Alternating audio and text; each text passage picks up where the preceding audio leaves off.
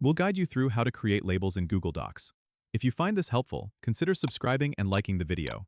First, open Google Docs and start a new document. Once you're in, go to the Extensions tab located at the top menu bar.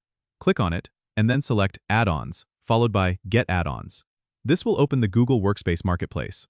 In the search bar, type Avery Label Merge and press Enter. Choose Avery Label Merge from the list and click on it. Then, click on Install and follow the prompts to give the necessary permissions.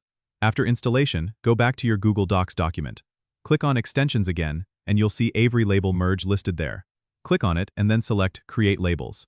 A sidebar will appear on the right side of your document. You need to choose the type of label you want to create.